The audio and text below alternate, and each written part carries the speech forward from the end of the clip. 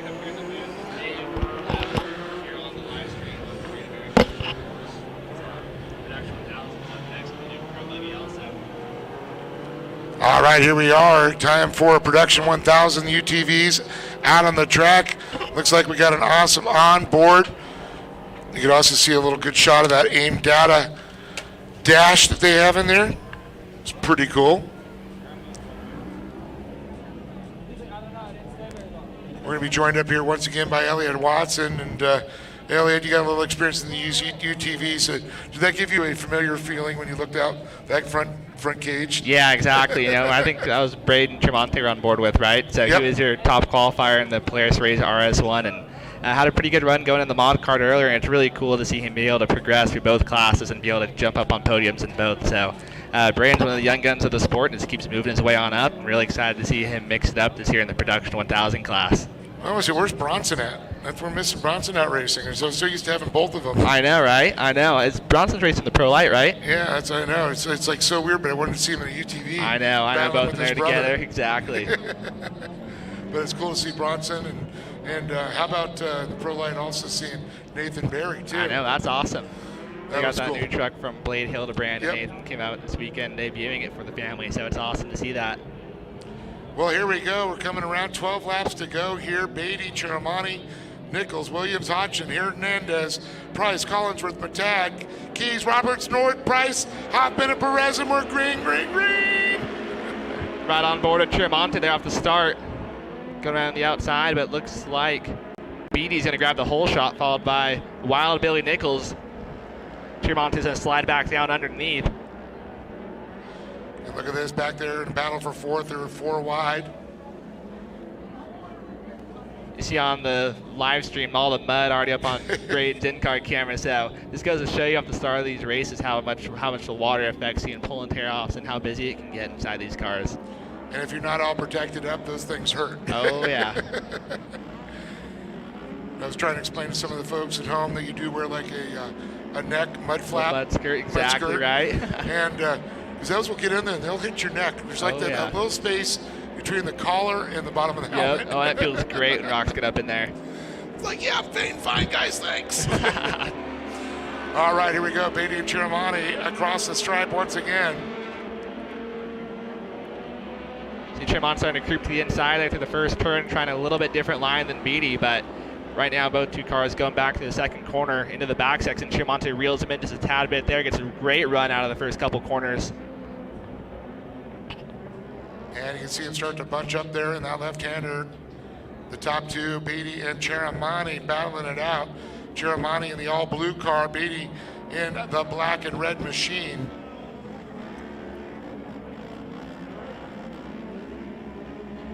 See on the live stream all up close and personal with Beatty running the Yamaha YXZ 1000R.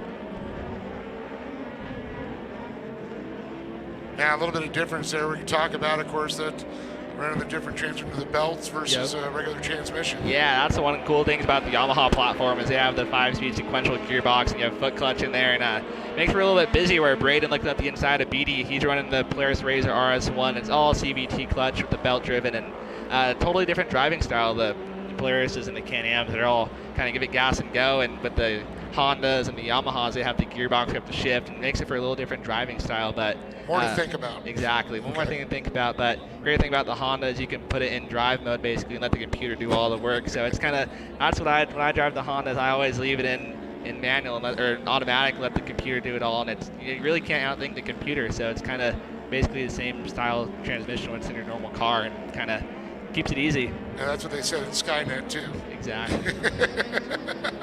The Terminator, we're coming back for you, Saracana. All right, Beatty's still out in lead. Chiramani's still in the pursuit mode. Hodgson sitting in that third position with Billy Nichols. Kirsten Hernandez, a.k.a. Doodle. Good to see her moving up into this class, as well as Williams and Collinsworth. Nord sitting back in 8th with Jim Price in 9th. And it looks like Keys rounding out our top 10.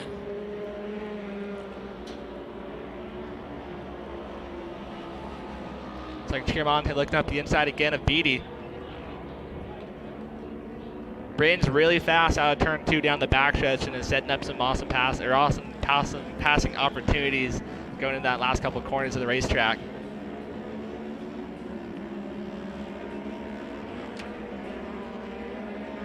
And it looks like it's pretty much, they're staying pretty much equal there, right there. Chiramani just trying to find faster. Like you see him changing it up. He's going a little bit wider, earlier entry and everything. And you're right, there is difference. You can see that a little bit tighter you can get in there with the Yamaha. Yeah, exactly. Down lower, playing with the gears where he's not having to sweep the turn. Yep, Braden's really using his momentum to his advantage, and see him creep up there against a back bumper at BD once again. So see Braden trying some different things in the second corner. I think that might be a good spot here in the next couple laps. Might be for some excitement for between turn 2 and 3. Now let's talk about the travel. He's pretty much, these are production 1000. They haven't done anything crazy, so it's pretty much the stock setup. Yeah, exactly. I know a lot of these cars, they run a lot of stock suspension, stock A-arms, and they can do some tuning to the shocks. They can choke them up, do some different things with the travel and spring rates and valving. But I know, for example, like Chris Salazar has been really working hard on Braden's RS1, and they have that thing pretty dialed in. There aren't too many out here, but it's really great to see them being out here competitive with it. Oh, definitely, though. And you can see it's changed driver side, but that's going to bring out the comp caution, I think. Yep. There's Christopher's Ranger out there. Actually, there's someone stopped there on the outside of the first corner. They will call this then the comp caution because we're at lap with 7 to go. Would have been 6 to go. Got a lap early. Didn't see the vehicle go out there. But it really shows how much homework a lot of these manufacturers have gone into the A-arm development and working with suspension companies like Fox and King and of course Walker Evans. Yep. No, exactly. And last year we saw all different manufacturers and guys with winning races out here. We saw, Ronnie Anderson and the whole Walker Evans crew. Then I know Brock Hager's running Fox Shocks and all these different guys up here on the top of the podium in this class. Yeah, it's shocking the Walker Evans teams run Walker Shocks. That's kind of funny, right?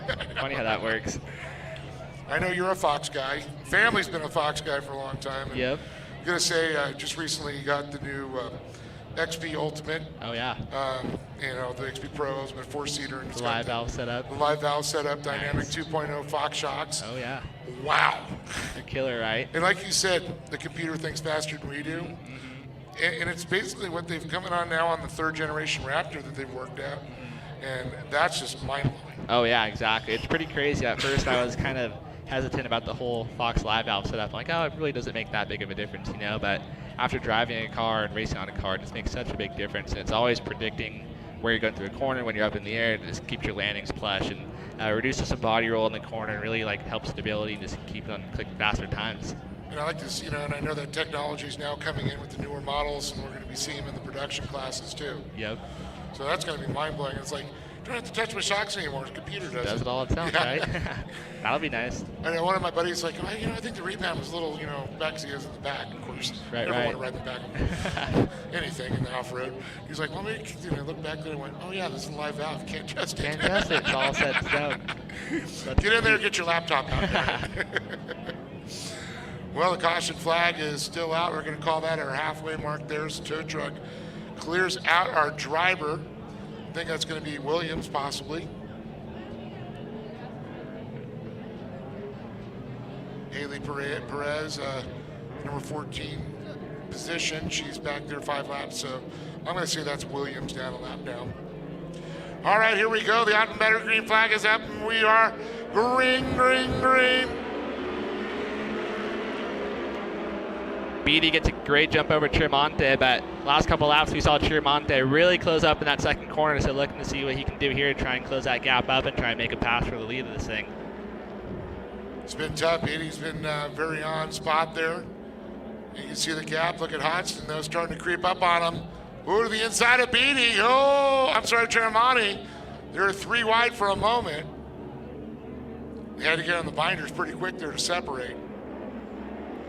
Battle for 4th is between Billy Nichols and Dallas Nord. Dallas Nord running the Weller Racing Yamaha. So the whole Weller crew, they saw Jason just won the SR1 class and Corey competing there also. But great group of UTV guys there helping out Dallas, and hopefully you can see him up here on the box. Yeah, Dallas, no stranger to flying. He's an airline pilot by trade. Yep. Seeing him fly this thing out there, and he does really well. He's had some difficulty this week, and I think some gremlins have bit him. Yeah, it's all part of racing though right there. You can be so prepared and have so many little things go wrong, and it's just kind of frustrating, you know, but you can do everything you can to get prepared and have one little thing. Oh, we see Tremonte to the inside of Beatty. Woo, look at this. Side by side over into turn number 3. Tremonte's going to try and outbrake him. Beatty trying to go outside in, trying to get the run back off the corner. Might have shaved a little speed out there because again, Tremonte will have that inside line. He'll try the same move here. Brakes hard, drops in, gets it behind him, tries to go lower, but I think momentum was Tremonte's friend. Yeah, exactly. That's on the live stream. You see the drone shot of all top 5 cars that are bunched together. It's so awesome seeing how close this production 1000 class really is. Loving this drone footage that they're bringing us. Sees a whole new aspect to racing, puts a new dimension on it. So we saw Braden, he was fast here in the second corner. Let's see what we can do and see if maybe Beatty can learn a thing or two where he was getting beat by Braden. Right now I see Braden opening up that gap just ever so slightly over the rest of the field. And look at Hoxton, he's been so quiet. We haven't talked much about him back there in third with Billy Nichols behind him. But Hoxton, you know, he's hanging tough. Yeah, no, for sure. We saw him up there at the top of the group yesterday, but here we go. Top 5 cars all stacked up on top of each other. K&N, CarTech on the side of that machine there. I'm sure there's an AM Ortega and an RTL sponsorship on there somewhere. Right.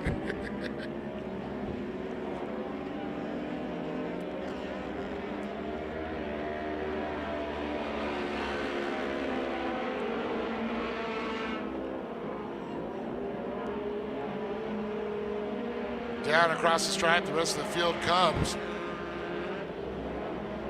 Looks like the 947 of Keys got a little off course there through the center.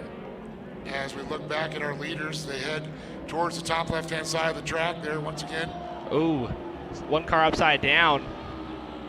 I believe that was Hodgson. I shouldn't have mentioned his name earlier. I know, right? Now we got a battle for third with Nord and Nichols. Let's see if they can go get that rerouted, make sure he's okay. Is that going to bring out a caution? I do believe so. It does. Yes, it does.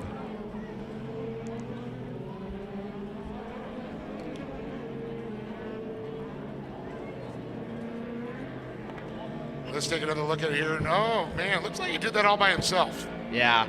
Yeah, that corner of the dirt here right now towards the end of the day is starting to get ruts forming more and more. And tractor crew, they can go through and they can blade it and groom it for each race, but still at the end of the day, there's holes that are forming. You really can't get those soft spots out of the dirt that quick. You know what Scooby-Doo would say in that situation? Ruh-roh. So high-sided he does, but we'll get the rubber side down, get him back up. I'm sure, hopefully it looked like it was a little slow motion roll. Wasn't a violent flip or anything. Yeah, I hope so. Hodgson's been super competitive here this weekend, and it'd be great to see him trying to get back out there and go finish this thing. But get some points. Exactly, that's the main thing right there. But looks like Dallas Nord jumping up to the second spot after that little debacle, but followed by Billy Nichols. Those two guys are going to be fun to watch here, mixed up with the front. Beatty, he got shuffled back a little bit. I know he's hungry to go up there and try and get up on this podium, so really excited to see what these guys can throw down here. 2 laps to go this race. How about that young lady, Kirsten Hernandez? Now moving up, former trophy kart racer, now moving up in the UTVs. You know, we got another female, a couple females out there too, I see. I see also, we got Haley Perez there and Sienna Price and Abby Keys. So the women well represented, but Hernandez up in the top 5 right now.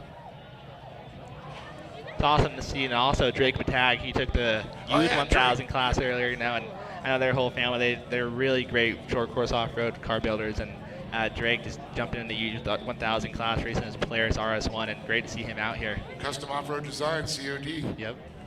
Well, you know, of course, the history of his father, he's one of the OGs, the Godfathers, along with Arthur and the Georges, pretty much created UTV racing. Yeah, exactly. The now first race we had at Elsinore. Yep, now see how far the sport has progressed today with UTV racing.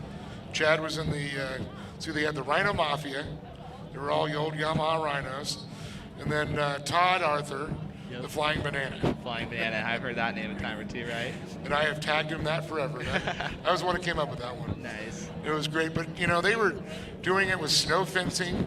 Oh, as no way. and they didn't even have cages really Really? built back So then. crazy. Still had seat belts, orange snow fencing on the side to So keep them crazy, in the car. right? Instead of your window nets and all your safety gear today, just throw some orange fencing up there and call it a day. Stock seat belts, stock seats, all that fun stuff. How things have changed. Oh, I know. Open face helmets. Yep. No, The Ford Ranger pace truck is off as Tremonte leads him to the stripe. See Dallas Nord giving him just a little love tap there off the start. So Jeremiah Nord started to separate a little bit back to third there with Billy Nichols. See Tremonte gets a nice run off the first turn. He did. He's really, really fast in that second turn. That's been his strong spot all day, and we see him open up the gap even more over Nord. Is that one of the things in trophy carts really teaches you is being smooth and momentum? Yeah, that's the main thing. Those cars are such high horsepower for how little they are and how light they are. And you see Braden just hopped out of that mod cart and just jumped right into the RS1 here leading this thing. So it takes a driver to be able to transition from two-wheel drive to four-wheel drive. There's high horsepower, low horsepower, and he's doing a great job at it right now. Well, I think this next time by, is that going to be the checkered flag or is it, is it green, white? Yep, now they're throwing checkers. It is. As Braden Tremonte brings home round 2 win for the Pro Production class. His first UTV race win, I believe. Yes, it is. Yeah, Yep. Jeremiah, Dallas Nord, and Billy Nichols. How about that, folks? After the long night Tremonte's had last night, I know their crew chief Chris Salazar had to run all the way back to Hemet to grab a steering rack off another Razor, then swap it out, got it changed late last night, and here they are bringing it home for the top of the box. I know that crew's going to be so stoked right now. Well, it was worth the run. Well, we'll be back in just a moment here with the podium for Production 1000.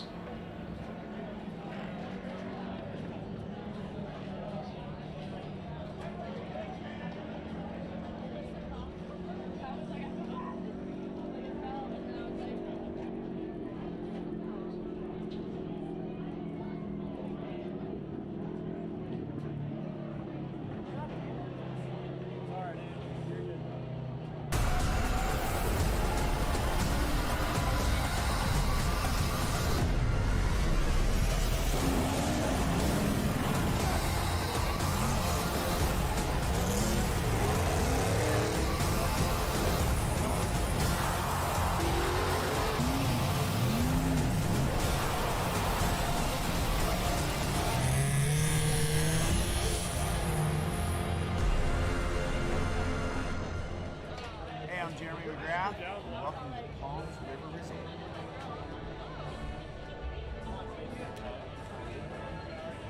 Palms is a 5-star lifestyle community where you make lifelong friends.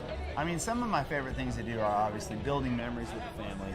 We get out in the side-by-sides. Of course, I like riding my dirt bike in the hills and taking off in the desert. But I mean, family time in the boat, man, you can't beat it.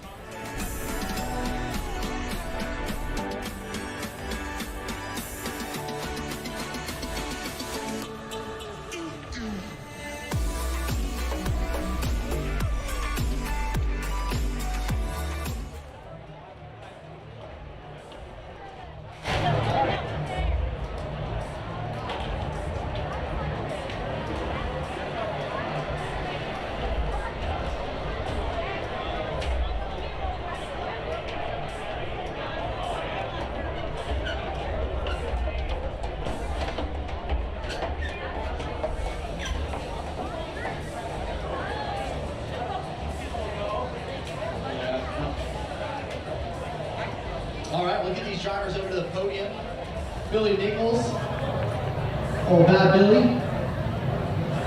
Oh, wow. Some K&N cash. I think these guys are going to want to come on over here. Dallas Nord in that second spot. And Brody Tremonte.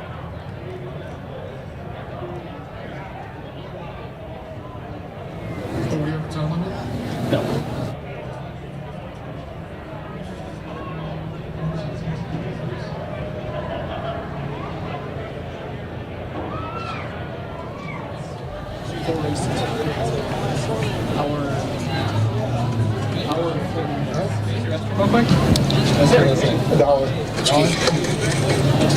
Braden, you let him. Come on, you get up here. Don't jump out that little window. Braden, come on, let the pack. All three? We're doing it. It's gone overnight. 725. Billy, congratulations to you coming on up here, and our good friends at K&N wanted to give you $100 for your efforts here this afternoon. Here, I'll step to this side. Tell us about that race. First off, it was intense for sure. Chermonte, Beatty, they're fast. Made a mistake slipping into turn 1 right away. The track was a little wet, so Hodgson dove my inside. Again, I just stayed calm, ran my own race, kept the pressure on, and that's all you can do is just hope for a mistake at that point, hit your marks, and just stay consistent. Great to see you taking home some hardware on day number 2 here. You got to feel good about that. Oh yeah, back to back. It's like I love this track here at Victorville. I love all the fans. I love all you guys at GAS for putting this event on. I've had really good luck here at this track. Every time I've raced here, I've been on the podium. So I'm really happy to keep this podium streak alive. There you go. Who'd you like to thank, Billy? First and foremost, I want to thank everyone here for coming out and cheering us on. Thank the whole crew at GAS. Thank all you guys. I have to thank my wife and my family, my dad, my brother. They stay up late every night working on these cars, making sure it's running tip-top. I want to thank Keith Brooks at B3 Motorsports, Epic Standard Apparel, OCD Graphics, Method Race Wheels, AIM Sports Data. Everyone that helps this program keep the wheels turning. We're just super grateful. Grateful for you putting on a show for us here this weekend. We appreciate you, Billy Nichols, in 3rd place. And Dallas cruising on down here. Man, a little bit of trouble getting through the pack, it looked like, and you finally made kind of a breakthrough towards the end, but maybe just not enough. Yeah, setting yourself up with bad qualifying is tough, starting 12th, coming through, and then I got up to the front bunch. Billy kind of gave me a gift, got out of shape, and I ducked under him, and then things just happened, and with one lap, Chermonte super fast. It just wasn't enough time to even give him a fit, so congrats to him for the win, and gave it all I had in the last corner there. I almost took myself out, but here I am in 2nd. That's good from coming from the back. Yeah, got to feel good. $150 right there, courtesy of K&N for you. Who would you like to thank?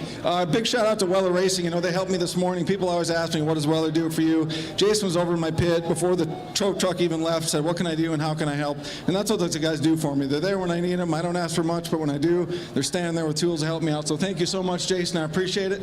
Uncle Al's Automotive, all the fans here that come out, GAS for putting this series on. Thanks a lot. Thank you, Dallas Nord in 2nd place. Man, I'm losing it today. This guy's not losing it, though. Braden Chermonte, $250 courtesy of our friends at K&N. And, man, what a great weekend here for you. Tell us about your weekend and what we can look forward to from you. Yeah, it was a really good weekend. Started out yesterday with winning the mod class and broke in the UTV class, so it didn't do too good. But today actually changed is the mod broke with 1 lap to go, broke, but got it done in the UTV class. And huge thanks to CSD for making this happen. Without him, this car wouldn't be this fast. My mom, my dad, AIM Ortega, RTL, Hoosier Tires, CSD, Walker Evans, everybody else. Thank you. Braden Chermonte maturing here at a still young age, taking home the win against some veterans here of the class. Big congratulations going out to Braden, taking home the win. Of course, Billy Nichols in 3rd place. Congratulations to you and Dallas Nord. We appreciate you always coming out here. And Braden, man, putting on a show for all of our fans right here for round number 2 of the Great American Short Course Series. We thank you guys as we send it back up to you, Dave.